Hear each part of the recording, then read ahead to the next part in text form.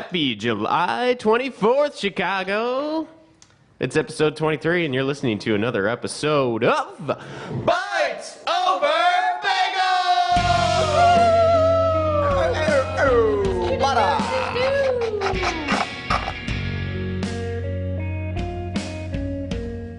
It's Chicago's favorite tech morning show. With me in the studio, as always, is one Miss Heather Brown. Hello. One Mr. Brett Mackay. I was late. And everyone's favorite tech nemesis, Dave Seidler. Here. Yes, I am. That was subtle. That was. I'm John Osler. We have another great show for you. Great job, guys, last week while I was up in northern Michigan. You guys feeling better? killed it. I don't Your feel- Whole Foods incident. How you Yeah, that was a great feeling joke. good? Okay. What Loved happened? that. Dave, you got to pay attention. Yeah. We're on the show. I don't know. What people don't understand is that they thought I was taking a week off, and everyone's like, well, Brett was in some Caribbean island someplace. He still did the show, but I actually edited the interview still, so I did a little... No, John, you really No didn't do cred, no anything. cred, no cred. Yeah. Yeah. Yeah, Brett was on the show, but I don't think he remembers any of it. So I remember quite was- a bit, Dave. He was FaceTiming, too. That was kind of nice. We could see you. You looked good. Huh? Well, you know We were what? talking about your looks earlier. Ooh. yeah, we were. It's true. Anyway. Really? Oh, okay. We'll get back to that. On today's show, featured on today's show, Dave, what do we got? We got Brian Spaley, co-founder. Actually, let's call him a founder. Yeah, founder. And CEO of Trunk Club. Pretty legit. Yeah, they. It's a good interview. Stick around for it. They were just featured on, what's that Chicago morning show? Just the other day. They do a little. The one on ABC? The like one the with television Ryan Cavarini and Yes. the other. Yeah. They do a app segment like once a week. And one of the Nice. apps they featured was. Isn't it Trunk always Club. awkward when those guys cool. do like a technology segment? Like they just don't know what they're. It's like Yeah. so out of their element. It was kind of weird, actually. Yeah. Yeah. They're- Like, so you pick up your iPhone and Yeah, well, it's the lowest common denominator Yeah. they're talking to. Yeah, I mean, you look in the audience and it's like all blue hair and suburban. that's kind of funny because yesterday grandpas. we were talking. Blue hair. Yeah, What does that even mean? That means an old person. It's an old person. Blue hair? You've never heard of a blue No, hair? I've never heard that either. Cotton Wow, tops you for guys sure, but- obviously We're clearly are out of the very loop. young. Yeah, It's kind of funny. man. Yesterday we were talking about the target demographic of this show is 70 to 90-year-old grandma and grandpas that like Grandparents, yeah. bagels, Our show? Yeah. Right. Yeah. and they're mostly just our grandparents. I think that's where we should be.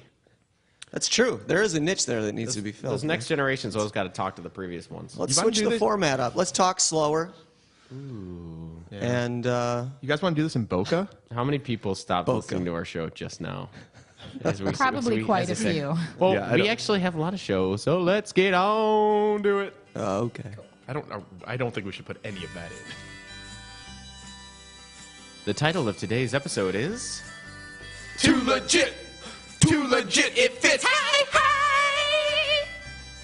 Today's bagels are brought to you by the one and only New York City Bagel Deli and Catering. Get on over there and get your kettle baked goodness today. Yeah, you should. And if you need some caffeine in the bloodstream, you might want to get on over to Bo Trust Coffee. Check them out at botrust.com. Tickle some beards. Seth, Phil, I'm talking about you. Single worst day of my life. Do we need to do it again? It's now time for Chicago. Start up. Ladies and gentlemen. Boys and girls. Grandmas and grandpas. Round 2 is complete for Chicago Tech Stardom Madness. Is it 2 for are real? moving on. We are tallying the votes. So, to find out who won round 2, to go on to the finals, Dong, dong, dong. go to BiteSilverBagels.com and check out the bracket later today. Yeah, we have Vinyl Me Please, Meat Advisors, Mystery Tackle Box, We Deliver on one side. We're calling them the West Side. Oh, the West Side. Throw up the Yeah. W's. East Side, East. Biggie Style, Tabler, Doggy Loot, Ad Yapper, Project Travel, see who won today. Yeah, I'm really excited about this actually. And then so after this, whoever moves on to the finals, give them the format, Brad. What do they got to do here? Oh, finals. So whoever is the West Coast rep or the East Coast rep is going to have a chance to submit a 1 to 2 minute pitch in their own words, Preferably less than 30 seconds. or less than 30 seconds. If you can hit it in 30 seconds. Yeah, right. Bada it. boomski. And the format's up to you. You could do it in song, right? If you want to. That's true. You Or could, a rap. It could be a straight pitch. You could wrap it out. But either way, you just want to get those votes in. So we're going to feature those pitches from the East and the West sides of the bracket. And you all are going to vote who. Yeah, and here's the becomes the thing. winner. Someone's mom or dad for one of these startups, we want you to be objective. We don't want you to vote for them because you know them. We want you to listen to both and be like, I'm sorry, son or daughter, but the other pitch was better. I'm in. That's right. So we want people to objectively vote this last round. So Even the employees of the company, you all should objectively vote. I'm so jacked. This is gonna be awesome. It's the summer tournament. I can't wait till next year when we talk about the legends of 2013. Yeah, you know, That's right. we got something in the works for these guys as a Brett, we'll fill you in a little bit gift. later. We got here early. We won't say it yet because we true. actually have to see if we can logistically make this happen. Yeah, but or afford it. But the winner, get ready. You're gonna get something sweet. Aside from being on the show, which is probably not that great for you, Yeah. But let me guess. Brett looks a little scared. The Guinness Book Breaker bagel is going to be delivered to the company No. That's no, better. on a than flatbed truck. Yeah? I love that. Oh, better all right. than what we got. Oh, okay. Well, I'll wait to hear. and in the future, just thinking about this, I think instead of a pie eating contest, we're gonna have a bagel eating contest. Ooh. Oh, that sounds Wow. horrible. That Yeah. does. Yeah, I bet it's People are like going two. to puke early. Yeah. Yeah, that's fine. Yeah, A lot of that's gotta the point. learn. That's the point. All right. If we get that guy in, what's that guy's name? Yeah, Kobayashi. Kobayashi, and then Johnny Chestnuts. Yeah, What's his name? Johnny Chestnut. Yeah, totally. I have no idea Johnny what we're Jules? talking about. Those are the food eating like legends. Champions, yeah. Oh, Champions. gurus. Yeah, Coney yeah. Island All hot right. dog guys. Coney Island hot dog. Clearly, I'm out of the food eating contest. Right. Anyway, BitesForBagels.com. Y'all check it out later today to see who moves on to the finals.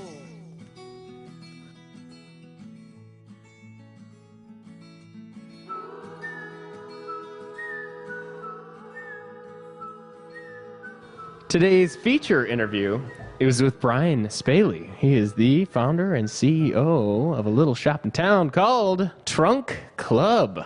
Never heard of it. Welcome to the show. Clearly, by the way I'm dressed. Jeans and t-shirts. So we typically start these interviews with questions like, what is Trunk Club? So Trunk Club's a startup in town.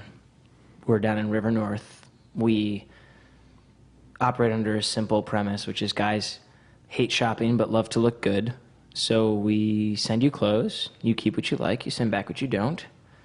And ideally, over time, we grow wiser and smarter about what to send you so that you keep more of the box, the trunk, so to speak. It is a cardboard box masquerading as a trunk with some fun details. I like that. And the idea is pretty straightforward. It's execution that's tricky because we have to carry inventory because we want to be able to pack those trunks the day that we have you sign up as a customer.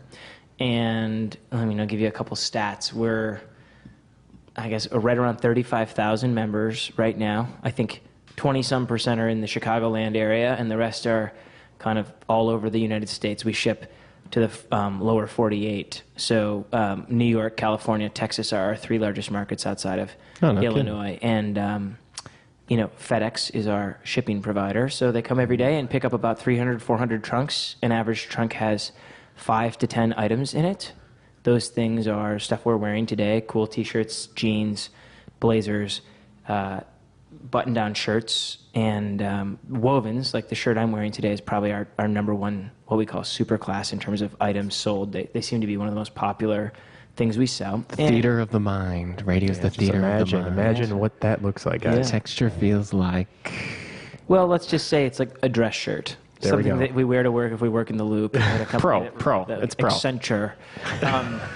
So if you're chimeling away at a private equity firm or at a law firm or one of those places, you're wearing a woven, and so we sell lots of those. Let's just talk about like what kind of clothes. So it's basically like higher end men's lines, John Varvatos, Billy Reed, alternative apparel. So we try to have cool smaller brands. We try to have a few of the bigger brands that you'll recognize, like J Brand or AG Jeans are two of the largest ones we sell. We have, for the spring, we had 60 different vendors with purchase orders, and for the year Wow. we'll have somewhere between 100 and 120.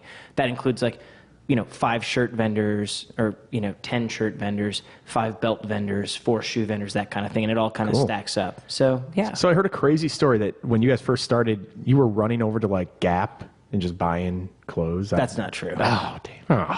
That's not true at all? It's not true Anything at all. like that? No. Maybe It not is Gap, but- true that our erstwhile founder in Bend, Oregon, where this company was originally begun, was known to occasionally run to Costco to try to like pinch holes in the inventory. But at the time, we were serving like 4 clients. Right, so right. it's sort of like Well, it it's kind sort of makes like, sense at that point. Yeah, I mean, under my watch, that's never happened. Yeah, And can you talk about how are you the founder and well, so we your shut life before this? Yeah, so we shut the company down that I thought I was taking over and started again from scratch. Got it. And so for the last 3 years, I've sort of flirted with the founder title, and more recently, it's just been lathered on me, and I've been sort of reveling in it. Because at the end of the day, I did hire everyone who's here. Sure. I did kind of start from scratch, and we did shut down the old company, which had no customers and revenue, and started a new one. So I am the founder of what is currently the Trunk Club. I'm not too stressed about it.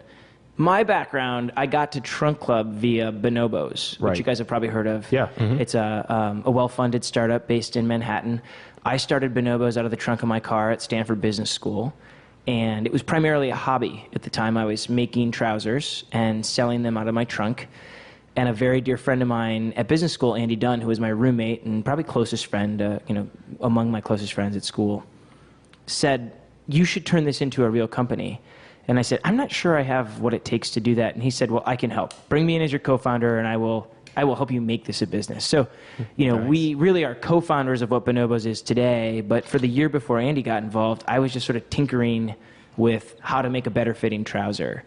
Fast forward a couple years, we graduated from Stanford right before he joined the company full time, and helped to really make it a company and led the sort of the funding process. Now, And one other person who sold stuff out of the back of their car was MC Hammer. So do you ever, look at like MC Hammer quotes? How do you know I that? draw inspiration from him primarily when my chorus or my background dancers say, "Please, Bailey, don't hurt him." It's really a Hammer-esque moment. I also I'm dope on the floor and magic on the mic. So I can also do That's glad the I show said that. title right there. a fair amount of Hammer's favorite moves. If we weren't on radio, I'd show you. I like Hammer. I like Hammer. I respect him. I'm not sure I would have spent my money in the same way that he has. Yeah. That's all right, though. I kind of like that. Go big or go home. And in this case, you went both. Pound bankrupt in Oakland, right? But it's that guy was awesome. Yeah, he was pretty cool. Sorry. So you're saying. How did you get to that? Oh, selling So stuff look, on at the truck. the Bonobo story is pretty straightforward. Andy and I worked really hard together to get this thing off the ground, and after a couple years and some good progress, we got to a point where it just was not working well for us to lead a business together, and so we decided one of us should move on, and we decided that would be me. And I left and was presented with the opportunity to kind of be the founding CEO of Trunk Club and move it to a real city, because it was based in Bend, Oregon, which is like an upside down pyramid of like very wealthy retirees from like the tech communities of the Bay Area and Seattle who've moved to like this idyllic setting in Oregon, close to a ski resort, but that you can't get to on one flight from Chicago. If you can't fly somewhere direct from Chicago, it's a hard place to build a business. Yeah. Or New York, right? So, like, how do you recruit people? How do you get someone's spouse a job? That kind of thing. And I had grand designs for Trunk Club being another really cool, fun place to work, like a good apparel innovating startup. And that's what we've become. We've hired over 200 people since launching in Chicago in December of 2009, and that would have been really hard in Bend. So I picked Chicago because I wanted to live here, and I've always thought that this is a great market to build a startup in, owing to prevalence of talent and scarcity of like really, compelling, especially on the consumer side or the apparel side, startups. I mean, you basically have like Threadless and I can't think of any Yeah, others that's that are it, right? yeah, and I dig Threadless, but like pretty well established, pretty well run company, and they do a great job, but they're not, growing their team a ton right now, or they're kind of, the ship has sailed there in terms of like, the equity value and being like a really interesting, nascent, like they've done an awesome job, but they're probably like closer to 10 years old at this stage, Right. So I don't think there was a model like you guys are offering before you came here, was there? there wasn't, and we definitely are the first to do what I'll call like assisted commerce, concierge oriented, like get you awesome clothes without you leaving the house. We're very different than the Shoe Dazzles of the world who get subscribers and then send them the same thing every month, or some permutation of that on a cadence that's established in a subscription model. We are sort of more ad hoc. It's like, what do you need? Let us know what you need. And the thing that's special about Trunk Club is if you're one of our members and you have our iPhone app, you can just tap a button and like have a trunk sent to you. That's Or awesome. you can text your stylist, who probably knows you and knows where you're from and has your number in her phone, and say, hey, Jan, send me belts and shoes. And 2 days later, that's what shows up at your house. Let's talk about your stylist really quick. I've been up in your space. I know Mike Cruz. I've been up in your space.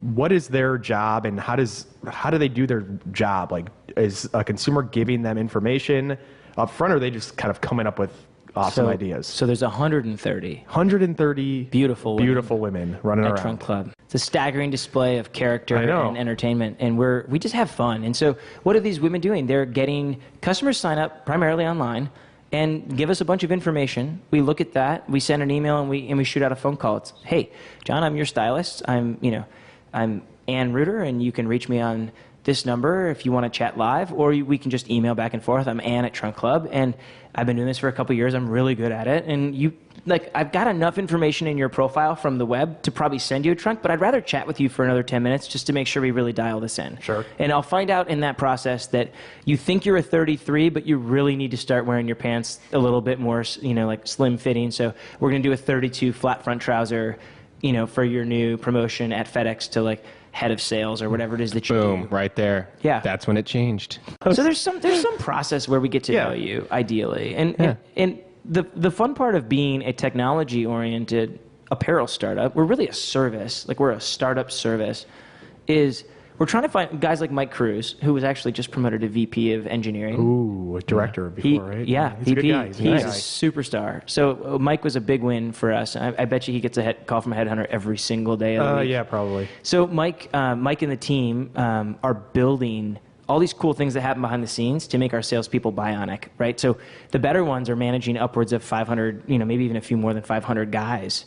And the truth is, some of these guys only work with us once every 6 months or once a year, and some of the guys want to kind of have some interaction once a week. Sure. And everything in between. And so how do you build machines? How do you build technology that assists that process? Our goal is to do things that folks like J. Crew could never do. Right, so you walk into J. Crew, you're starting from scratch. Sure. You have someone who's making $9 an hour, who's been there for 3 months, who's like in between semesters in college or something like that, or working their way through school, that probably doesn't really build a career there. Maybe helpful, maybe not so helpful, good at folding things and reactive, right? Like we have a pretty special and talented group, and the bar to get a job is pretty high. They have to do a month-long trial, and it's really, they're awesome. Our stylists are awesome. And so the goal is that they can deliver something to you that's just far more enriching, entertaining, and fun than what you would get at a mall or... Yeah, can you talk about your actual physical location, and what is the traffic like of people coming there and actually purchasing out of that location, and what is the culture like just in general? Yeah, so we'll start with a physical location. We're at Ohio. We're on Ohio between Orleans and Franklin. We used to be on Superior between Orleans and Franklin. Right. And so we love that block. It's close to the train and safe. We're the first building you see when you come off of 94 on the Ohio State exit ramp. Something like 90,000 cars a day pass Trunk Club. And I'm really proud of our location kind of as sort of one of the welcoming gates into our city. If you're coming in from O'Hare and you're going to a meeting at Leo Burnett or Draft that FCB, and so first. yeah, he's like, "Oh, Is it it's Industrious? Is that the same building? It's Life Storage. It's like a Life storage Storage. Yeah, center. yeah, yeah. And we're Okay, the top. got it. We now have the top 3 floors, and we have a little roof deck. And you walk in, and we've got. It's pretty open. It's a cool building built in 1896. The owners took great care to sandblast and kind of start fresh with the old frame. So we have these beams on our ceiling that are 3 feet thick. That these trees must have grown for 300 years before they were cut down. That's how big they are. And so I like to tell myself that the trees our office is made of predate the birth of this nation, right? We have like tall, like old it. growth Wisconsin and Minnesota oak that was planted in the 1500s by the Ojibwe or whatever. It's like, of course. or maybe not. Maybe no it's one been there for. no one working at Trunk Club knows how to really work like the guys who cut those trees down. Oh, man. No, although the finance The team, tears. is a lot of blood, sweat, and tears. they really do. Like, they've been known to sleep in their chairs for an wow. hour. They're amazing. Wow. Yeah. And Does anyone ever use the pun like tree trunk club, some kind of... no, Fight Club and Trunk Club are the 2 things you hear a lot of. The first rule of Trunk Club. Always talk about Trunk Club, actually, which is fun. I thought Fight Club was Yeah. a phenomenal movie, and I'm deeply Yeah. proud of being associated with it Yeah, in that's any way. awesome. Although we don't really fight at Trunk Club. There's a lot more of... You're drinking there, right? You got a bar and what do you got over so there? occasionally a customer prefers a libation while shopping with us and Sure. entertaining themselves, and so maybe a beer, maybe a scotch. It's just it's sort of like a nice little amenity for guys who've come in and want to relax after work or something like that. Sure. That's really cool. So you've had now 2 full-on experiences with growing something essentially from seeds, right? Yeah, Could you yeah. talk about what that looks like in those early stages, like how you approach that? It's terrifying. It's really, really terrifying. Like you ever have those things you've done? Like I'm sure we all have friends who like took like Orgo in college or like were engineering majors at a place like RIT where it's like the temperature drops below 0 like 90% of the days in the semester. Like that kind of like you're just killing yourself and you just don't know how you made it through, and then you drink a lot of beer and then you wake up and you get right back to the grind. That's kind of what it's been like for me. The formative stages of Bonobos, a little bit of it happened out of our apartment at Stanford, but most of it happened out of the dining room of my friend Ben Savage's apartment on the east side, 17th and Irving, just off Union Square in New York. And I have these images of it's 11 o'clock and there's a bunch of us sitting around this rickety dining room table, like mailing out pants and folding trousers and doing these things. And it now seems it seems like a faraway level of like unbelievable exertion and initiative required to get it off the ground. And it's actually really fun. And it's something that you look back and you wonder, how did I do that? And then maybe a little bit of it is just like, because I couldn't afford to fail, right? I put my name on something, I signed up for this. And then, of course, for those of us who raise angel capital, ideally from people that are qualified investors, but often, unfortunately, from things like friends and family, like you feel really compelled to try to make those people proud and deliver a return. Then you start hiring people and you feel responsible for them. And then you start making claims in PR and you start signing up for budgets that are really, really aggressive growth plans. And it's terrifying. I walk into every board meeting knowing I might lose my job, thinking it's unlikely most of the time, but knowing that, that's kind of the, when you're a venture-backed CEO, or even just an aggressive, well-funded, maybe you have some form of institutional capital, you have a bit of a gun to your head every day. And I think at times it's addicting, right? It's hard to imagine going back to my earlier career stops, like Bain & Company, the consulting firm, or Parthenon Capital, a private equity firm. It's hard to imagine working for other people and not feeling that sort of immense amount of pressure to succeed for your friends, for your investors, for your teammates and all that, kind of having more of a job you could leave on a Friday night and not pick up again until Monday. That's a foreign kind of feeling thing, but I'm really grateful for it. Like I really enjoy that stress and that challenge. It doesn't feel like work. A lot of us at Trunk Club will say that, like, it just doesn't feel like work. It feels like an obsession. And at times probably an unhealthy one where friends or family or relationships suffer, and we are all supported by a lot of wonderful men and women behind the scenes. But it also makes us who we are, and I'm deeply proud of that. And I look around, River North on any given day, say I'm driving home from the airport in a cab or something, and I pass our building, and there's people walking around that block that are working for us, that are like making things happen, that are having a good time, that are That's proud, awesome. and they fill up. Municipal just opened right by us, and we feel like we're probably an important part of their growth plan. Is like we eat a lot of meals and drink a lot of beers there. Like Sure. it's cool to be part of the fabric of River North, even if it's just in some small way, and we're excited about that. Can you talk about raising money? Like, how did you actually go about raising money? I mean, everyone just says, no, we just raised some money. How did you do it? Yeah, that's bullshit. I know, like, it's so not fair to say. because no one we wants just to raised ask some their money, mom, so- right, for like 50 grand. No way. Well, Maybe so you do. I don't know. Yeah, that's fine. There's for me, there's sort of pre-bonobos and post-bonobos, right? Once you have a decent win under your belt, and let's call a win like incubating a business that was your idea, Sure. that's making some headway and has real revenue. It gets a little bit easier because you have a bit of a track record. Before you have a track record, it's really hard. And I think the single best way to raise money is to save your own money and bootstrap, like call it the first 50K, first 100K, something like that. Because then it's like you really have the luxury of shutting it down and saying, wow, that was an expensive 3-month experiment, but like it's not working. Figure out if you have a product market fit or something like that. Beyond that, fundraising is a lot like dating. You have to put yourself out there. You have to be willing to be rejected. You have to occasionally have things really surprise you and be okay with it. Like you hear from a venture firm, like, we love your business. It's, this is a slam dunk investment. And then they never call you back. And you think, wow, that was such a good meeting, but they're not interested in me at all. Like now they're radio silent. And you occasionally hear these fun stories about businesses like YouTube who have these massive term sheets thrown at them by the 12 best venture firms, and they're deciding between, Andy Rockcliffe at Benchmark and Mike Moritz from Sequoia and like 5 other branding, Reid Hoffman from LinkedIn. Like those are, for every one of those, there's 1,000 other companies like ours just slogging up and down Sand Hill Road, or maybe connecting with some of the growing venture firms here in Chicago, like an OCA or I2A, or I think. Getting back to the dating analogy, right? Like the more energy you put into it, the more honest you are, the more direct, and the more passion you show for what's at hand, like you're probably going to get better results. But there's always times where shit happens and you just scratch your head and you're like, how did we get here? I'll never forget when we got our first term sheet for Trunk Club for like the real institutional. We raised an $11 million Series A summer of 2011. That's huge. It's a big number. Yeah.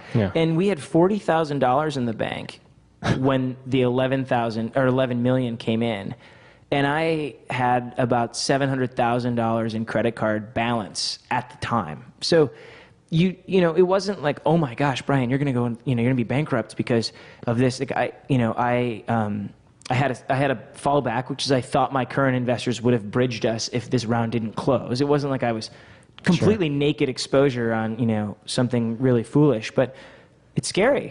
One day you have 40 grand in the bank and a lot of debt, and the next day you've got $11,040,000 in the bank, and you just think to yourself, that's a ton of dough. And then the pressure ratchets up. I kind of liken it to I'm sure you guys had this experience, like your first day at middle school. You're like, this is a big place.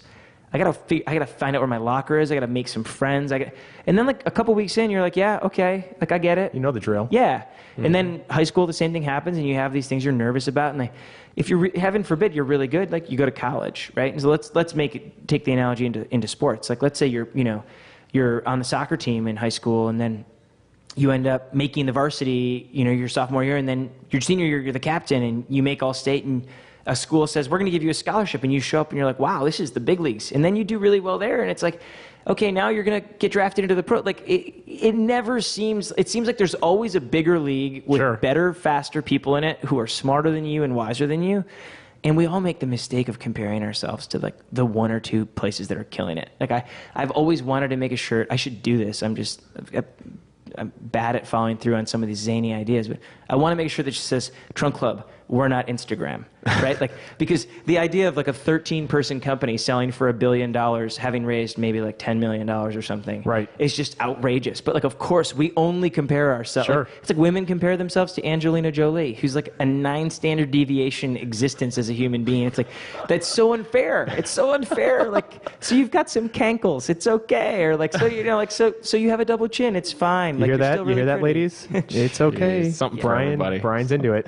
No, it's not so much that I'm into it. It's more that like we need to be realistic about what we like in fundraising. It's tough like that. The other thing that you just have to do, you got to stay humble, right? No matter how good your results are, you can get caught in these pitches where you're just like, you get so excited about telling your story, and they're like, okay, we get it, you know? Right. And then they go into a room and they kind of, venture capitalists are an interesting breed. They don't have an easy job either. It takes 10 years to figure out if you're good at it. It's a lot of work if you're, really dedicated to it. And it can be very thankless at times, and idiosyncratic risk often tanks one of your better ideas or better investments because like a founder kills themselves, or like something else just completely unpredictable happen. You invest in a travel business that's doing great, and then 9/11 happens and the world is ending in that space, and like nothing you could have predicted, it was a good investment, but it's gone to zero. Like there's a lot of luck in our game, and whenever I sense a lot of luck and I find myself maybe on the successful end of the spectrum,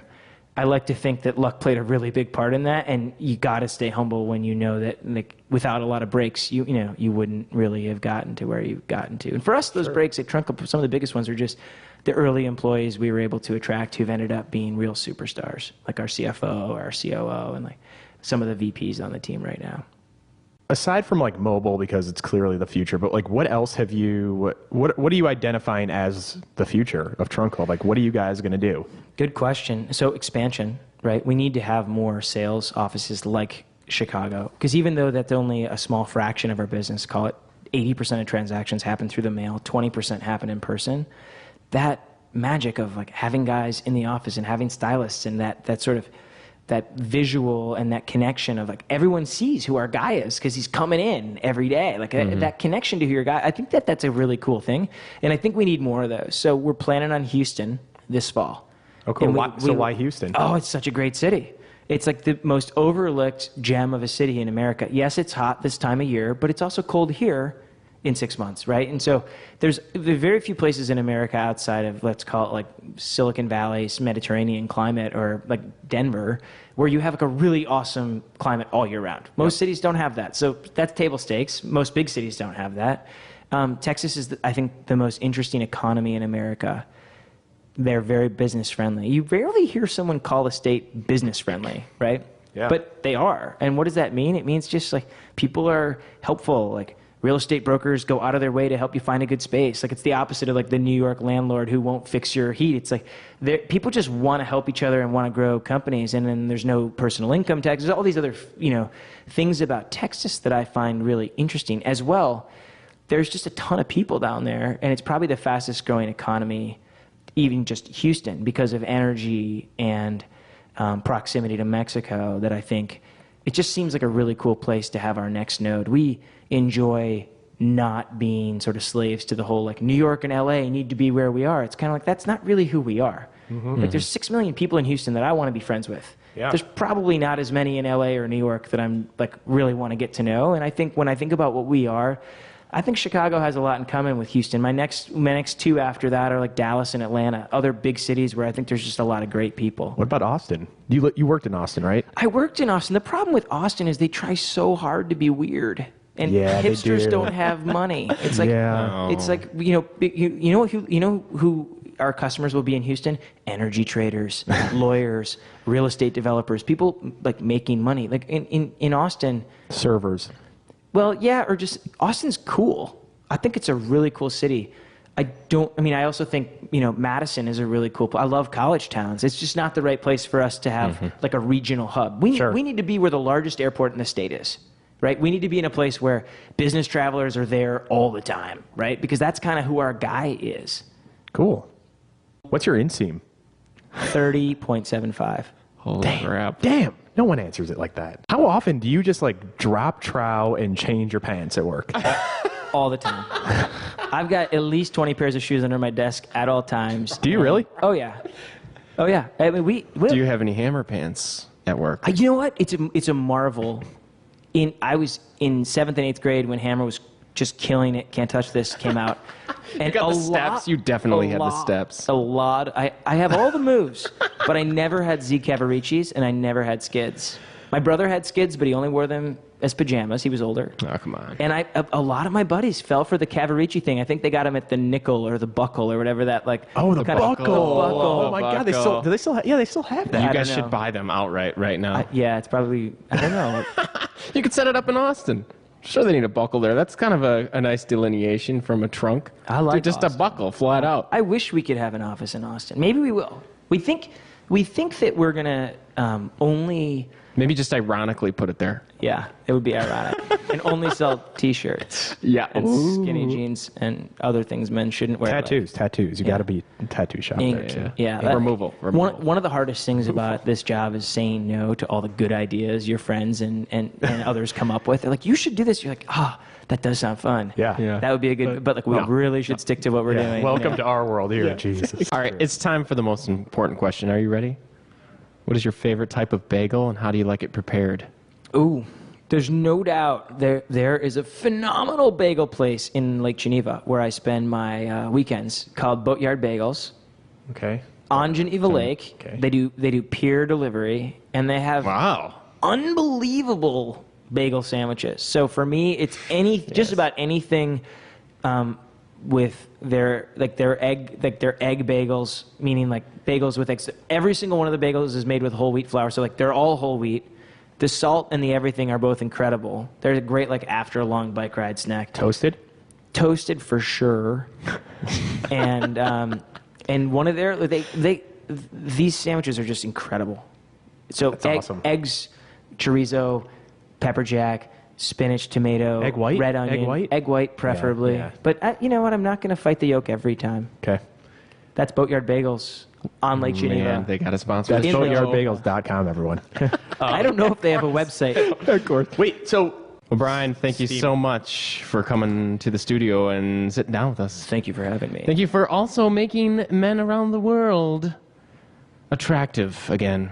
It's been fun. We lost our style. Yeah, I give Americans You're a new a lot of credit. They want it. Guys are looking for help. They're coming for it, and it's like a fun. 5-to-1 ratio. It's You're going anywhere. It's a 5-to-1 ratio. Guys stuff to women's. It's a hot tailwind we're riding right now. I like it. It's good. Awesome. Well, best of luck. Thanks, guys. Thanks for having me.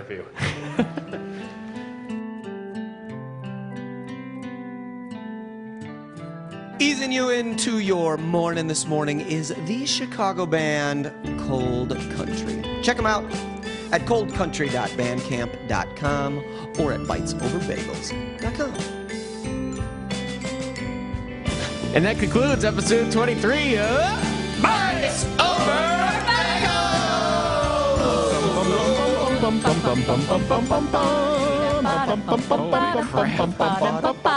On the show next Everyone stop listening. On the show next week, do we know who we have? Yeah, we got Mark Lawrence, co-founder and CEO of Spot Hero. That's a good interview. We always say it's a good interview because it really was. We actually record the interviews ahead of time so that in case somebody cancels that morning. Secret's out. In case somebody cancels it. Otherwise, it is actually the morning. When I say July 24th, I literally looked on my dashboard to see what the date was. Mm-hmm. Does that make anyone feel better about Thank our God for the really dashboard. good, Yeah, yes. I feel good. Oh, man. As As always. always. As always. Are you vining right now? I was. You have got to get rid of Vine. What are you doing? As always, you can check us out on BitesOverBagels.com. I don't know. You can go to iTunes and subscribe if you didn't already. We want you to subscribe to the newsletter because we think it's a better way to let you know who's going to be on the show. So check that out. It's an easy way to tune in. There's quite a few subscribers now. You can check us out on Vine as of right now. Oh, man. Instagram, Facebook, Twitter. Does anyone use Twitter anymore? Just kidding. That was a shout out to David's Tea. In addition to that, go to our website to see who the finalists are for Chicago Tech Startup Madness. Yeah, and one more thing to mention. Next week, we're going to be running a promotion with Beau Truss Coffee. So next Wednesday, you sign up to our newsletter, you're going to be getting a cup of coffee over at Beau Truss for free. We're working on it. Stay tuned. Yeah.